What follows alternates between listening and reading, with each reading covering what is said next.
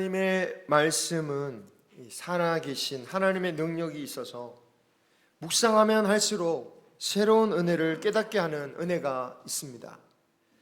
또한 그 성경 자체에 대한 이해가 깊어지면 깊어질수록, 또는 세상에 대한 지식이 많아지면 많아지는 대로 말씀이 우리에게 더 깊고 넓은 뜻을 가르쳐 주신다라는 그 생각이 듭니다. 그런데 때로는 말씀의 은혜라기보다는 자신의 주관적인 관점에 따라서 성경의 말씀, 성경에서 주시는 은혜인지 아니면 그냥 자신의 생각인지 헷갈릴 때가 있습니다.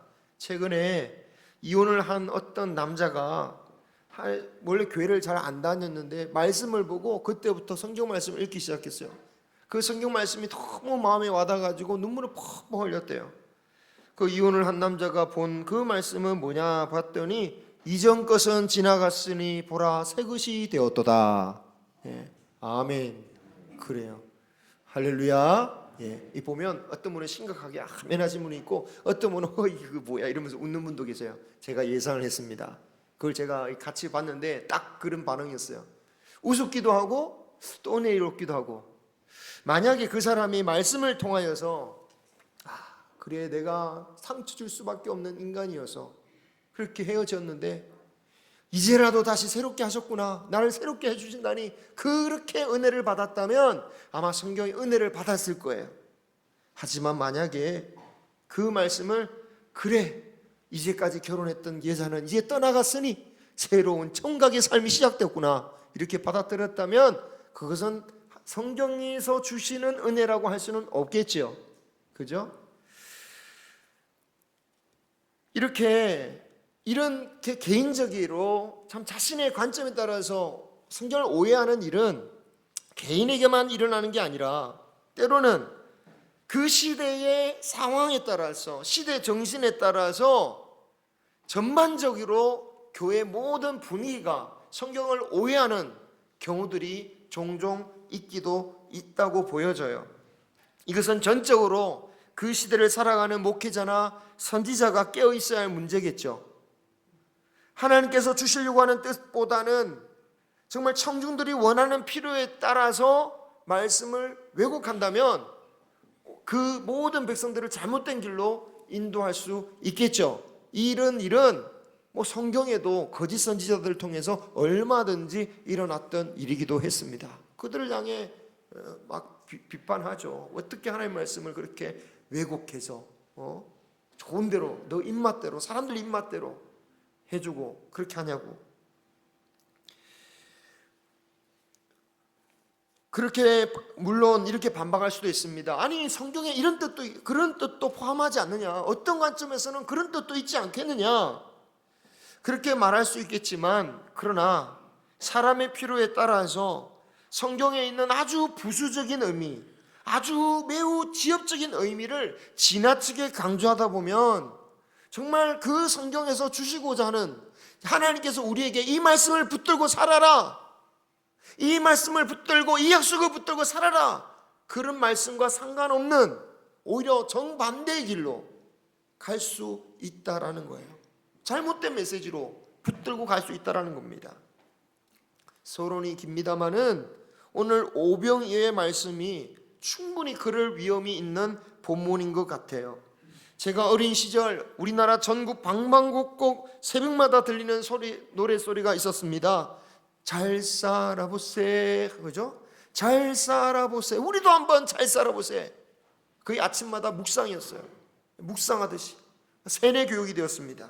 잘 사는 것이 절대적인 가치이자 우리 민족의 절대적인 목표였습니다. 그렇기 때문에 어찌 보면 우리의 신앙도 이 땅에서 성공할 수 있는 비결이라는 관점에서 보는 경향이 있었고, 또 그런 방향의 교회들과 교단들이 많이 성장했는데 오병이어의 기적이 다 그런 가치의 근거가 되는 그런 본문이 되기 쉬웠죠. 물고기 2마리, 보리떡 5개로 남자 성인만 5,000명을 먹였다. 최소 10,000명, 20,000명이 넘는 사람들을 먹이고도 남았으니 이 경제적인 부흥을 원하던 우리 사회와 우리 상도들의 욕구에 그보다 더 딱 들어맞는 말씀이 없는 것이겠죠. 분명 오병이어는 엄청난 기적임에 분명합니다. 오늘날도 얼마든지 하나님께서 이런 기적을 나타나게 하실 줄 믿습니다.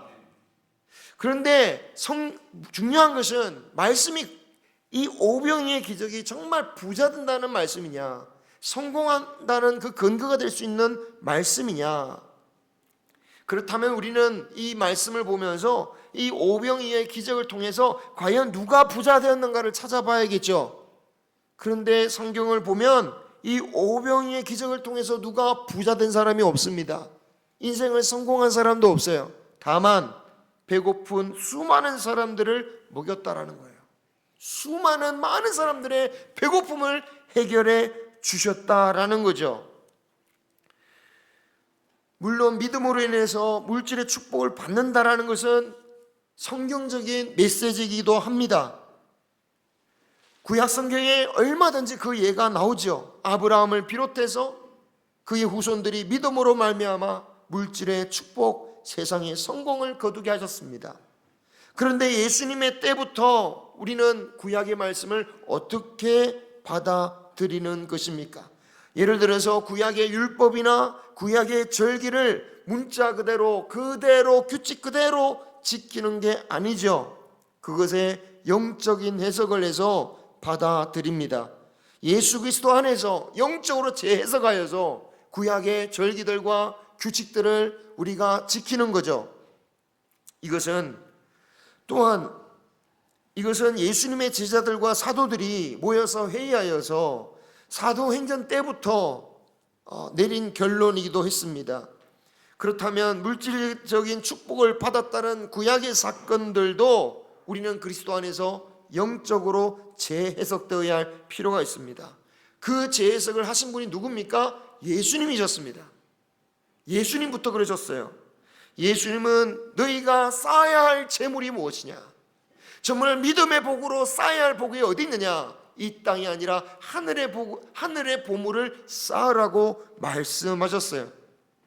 구약의 그 제사가 예수님의 십자가를 예정하였듯이 구약 시대의 물질적인 축복은 신약 시대의 영원한 하늘나라의 축복을 예정하는 것이라고 할 수가 있는 겁니다.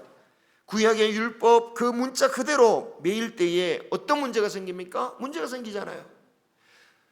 제가 볼 때 구약의 율법을 지킨다고 문제가 되지는 않습니다. 하지만 그게 매일 때 문제가 생기죠.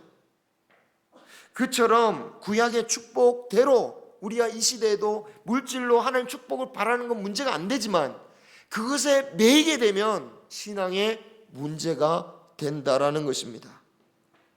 그래서 오병이의 기적도 물질의 축복의 의미에만 매이게 되면 오해를 넘어서서 오히려 오병이어가 주시고자 하는 뜻으로부터 거리가 멀어지고 오히려 제가 볼 때는 배치되는 말씀이 될 수 있다라는 것입니다. 만약 오병이의 기적을 세상의 성공의 비결로 본다고 한다면 지금까지 우리가 마태복음을 계속해서 살펴보았습니다만 그 마태복음의 그 방향과 갑자기 다른 길로 가게 된다는 것을 느낄 수가 있을 거예요. 우리가 지난 시간에 살펴본 바로 앞 사건, 바로 앞에 있는 14장 1절부터 나오는 세례요한의 죽음만 해도 그렇습니다. 세례요한이 비참하게 선교를 당했다는 말씀이죠.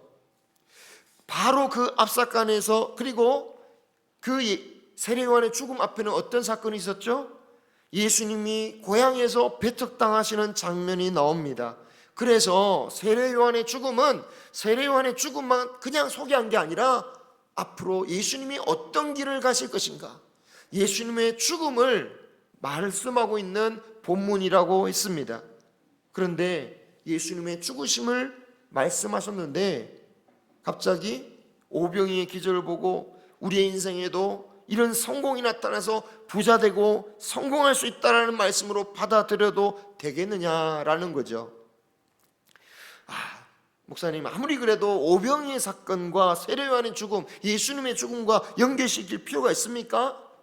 라고 할 수 있지만 말씀 자체에서 연결시키는 장면이 나옵니다. 오병이어의 기적의 첫 번째 구절이 어떻게 소개하고 있습니까? 13절 오병이의 기적은 이렇게 시작되고 있습니다. 세례 요한의 죽음을 들으신 주님께서 배를 타고 빈들로 가셨다고 말입니다. 예수님이 세례 요한의 소식을 듣고 가셨다는 것은 지난 시간에 이미 살펴봤습니다. 예수님이 이 세례 요한의 길을 따른다고 하셨죠. 다르게 해석하시는 분들도 있습니다. 세례 요한의 소식을 듣고 마음이 착잡해가지고 바람을 쐬러 빈들로 가셨다라는 거예요. 꽤 있습니다. 아마 여러분 유튜브 보면 그런 설교 많이 들으실 거예요. 제가 틀렸다라고 말하지 않지만 인간적으로 그렇게 생각할 수 있겠죠. 충분히 가능한 해석이라고 봅니다. 하지만 예수님께서 과연 그 순교자의 그 순교를 보면서 착잡한 마음을 가지고 계셨을까? 저는 그게 동의가 되지 않는 겁니다. 오히려 기뻐하시지 않겠습니까? 오히려 그를 높이시지 않겠습니까? 오히려 그를 환영하시지 않겠습니까? 그 예가 언제입니까? 스데반 집사님이 돌에 맞아 순교하기 직전에 예수님은 그에게 자신이 하늘 보좌 옆 오른쪽에 서 계신 모습을 스데반 집사님에게 보여주셨습니다. 스데반 집사님이 그 모습을 보고 어땠습니까? 너무 기뻐하지 않았습니까?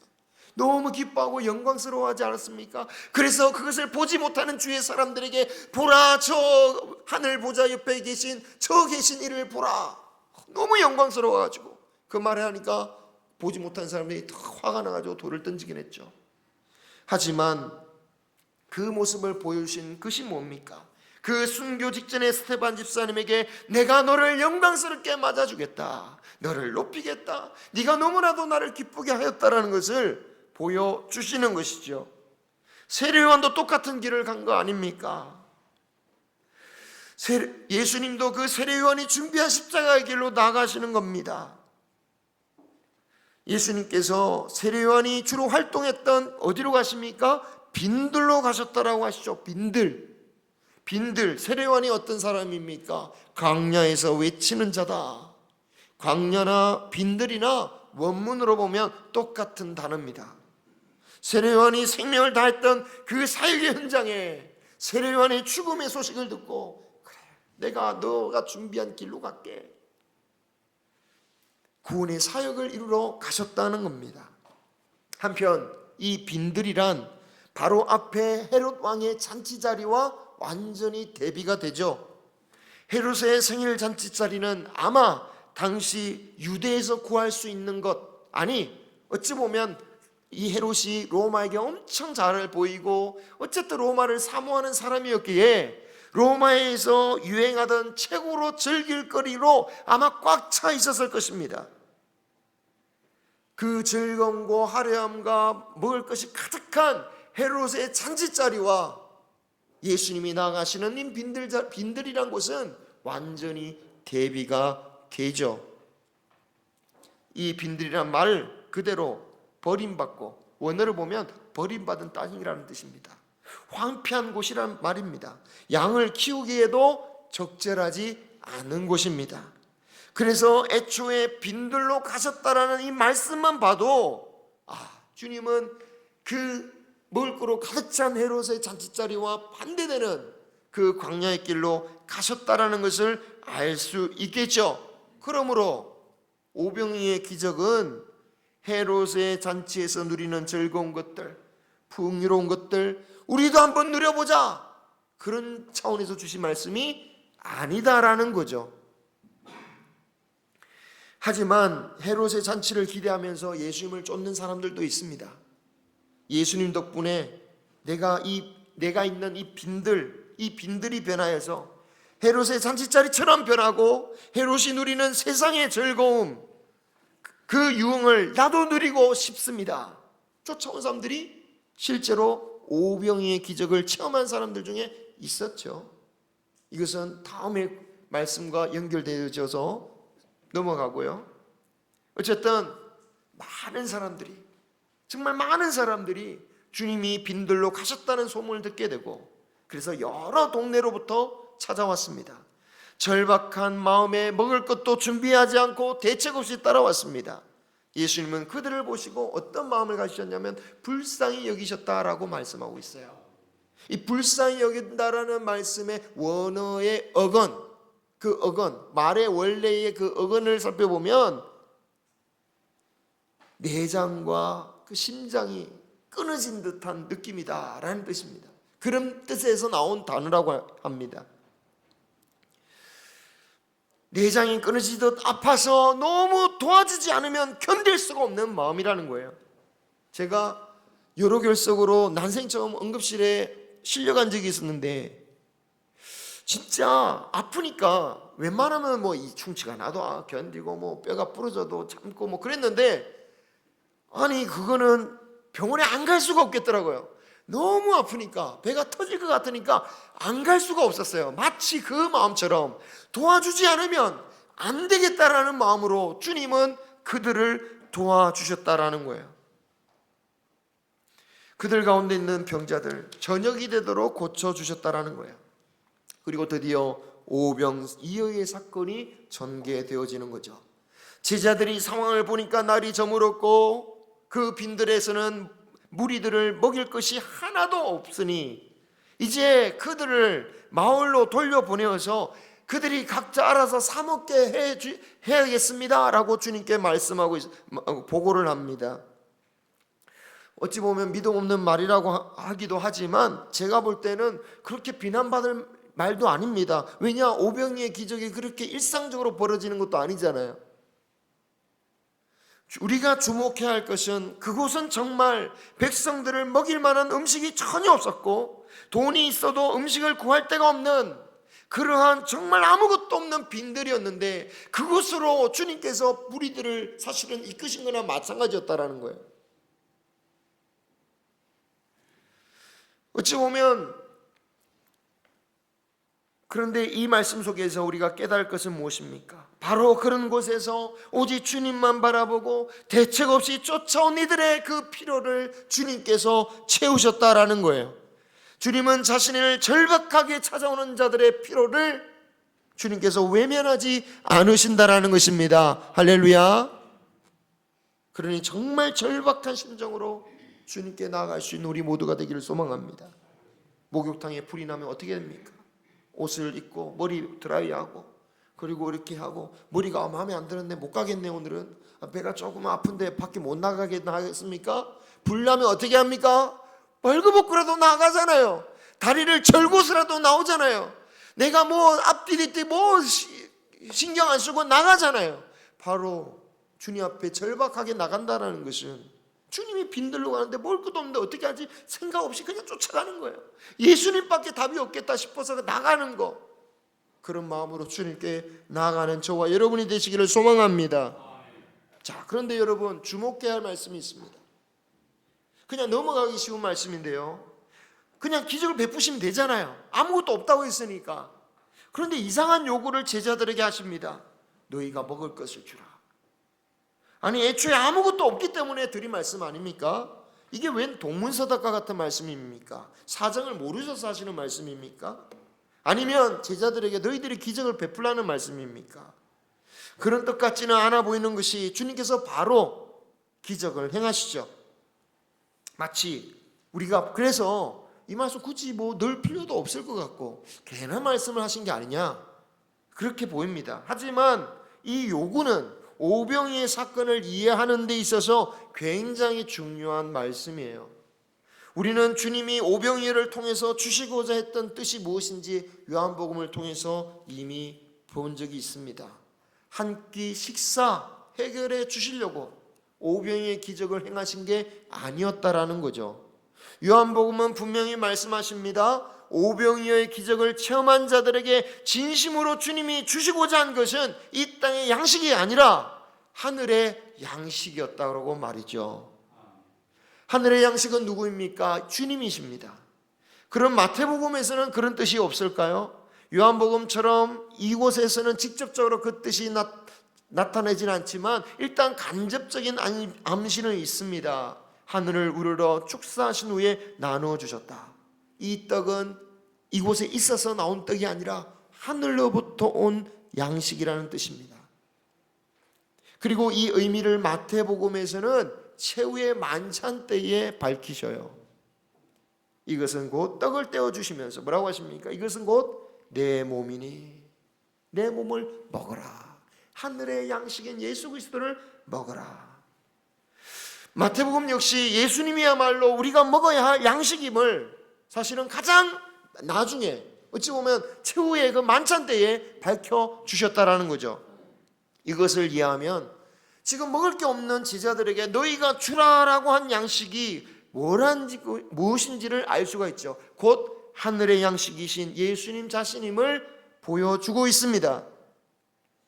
예수님은 마치 최후의 만찬 때에 제자들에게 떡을 떼어주시면서 내 살을 먹으라고 하신 것처럼 지금 이 오병이의 기적을 통해서도 자신이 나누어 주는 떡은 자신의 살이요 하늘의 양식으로 여기신 것입니다. 그래서 제자들에게 너희가 나누어 주라고 한 것입니다.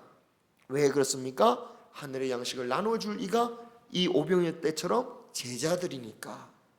물론 그 뜻에 대해서 제자들은 그때 당시의 의미를 몰랐겠지만 그들이 예수님의 기적으로 나누어 주는 그 떡과 물고기는 장차 그들이 사람들에게 나누어 줄 하늘의 양식 예수 그리스도와 복음임을 나중에 깨달았다라고 보여집니다. 그랬기 때문에 지금 이 말씀을 기록하고 있는 거죠.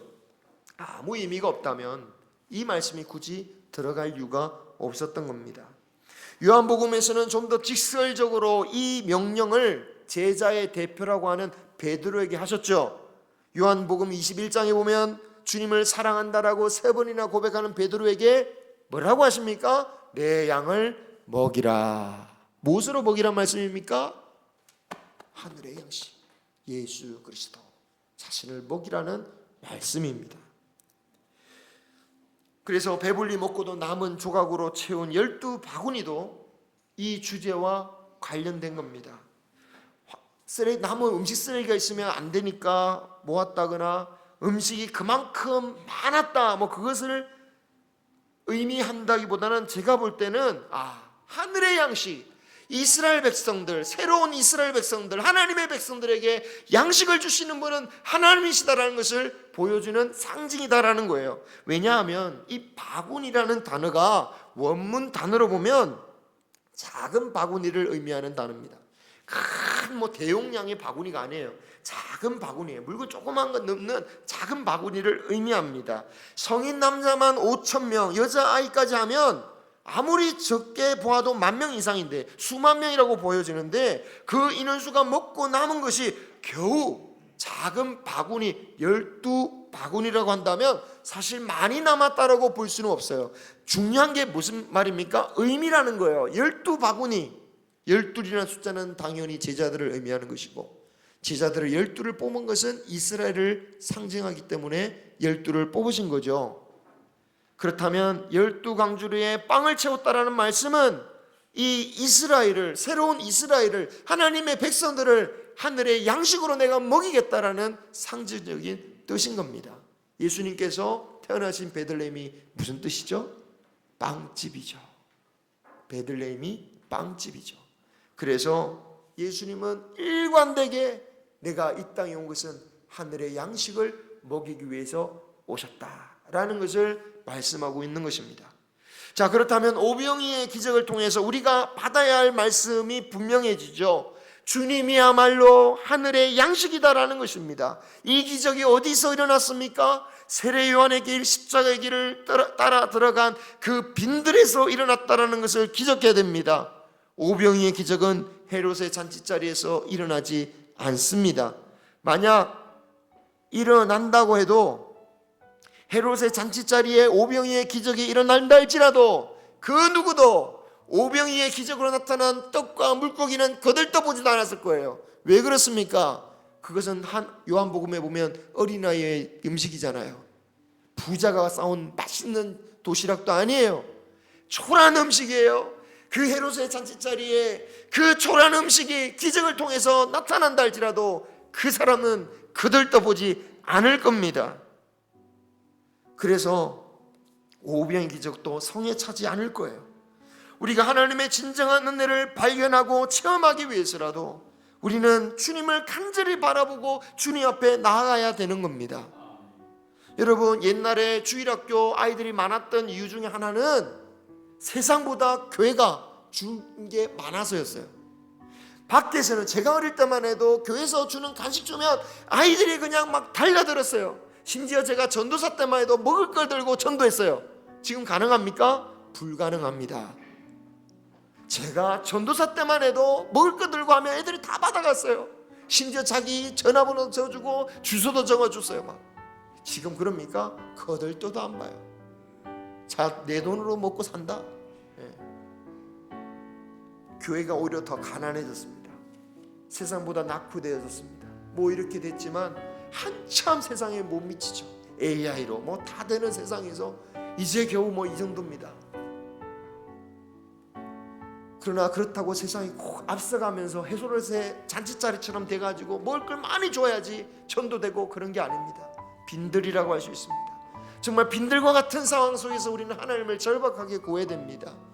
여러분, 우리가 정말 하나님의 그 은혜를 정말 소중히 여길 수 있겠습니까?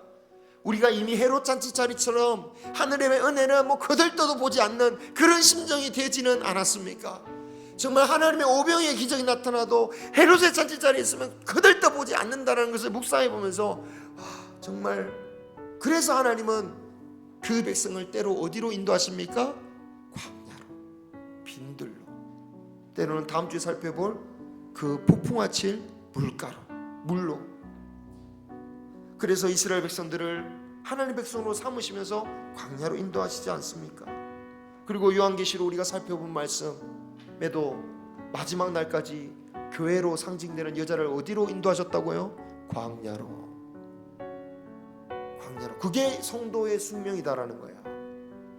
언젠가는 헤롯의 잔치자리처럼 해가지고 행복하게 사는 그게 우리의 숙명이 아니라 마지막 순간까지 광야에서 주님을 찾는 자들. 우리의 인생이 정말 아무것도 없는 광야에 놓인 것처럼 여겨진다면 그것은 결코 잘못된 것은 아닙니다. 그 길도 주님께서 우리를 인도하신 것이고요, 어쩌면 그 순간 주님을 바라보라는 것이고 주님이 주신 은혜를 깨달으라는 것입니다. 나의 떡, 나의 하늘의 양식을 먹어라. 나의 떡을 나누라. 또 중요한 게 있죠. 너희가 나누라. 그렇습니다. 내가 받은 거 어떻게 됩니까? 나누는 겁니다. 내가 받은 하늘의 양식 나누어 줘야 할 사명이 있는 것입니다. 그것을 제자들에게 말씀하신 거죠. 그 뜻에 순종하여 살아가는 저와 여러분이 되시기를 주님의 이름으로 축원합니다.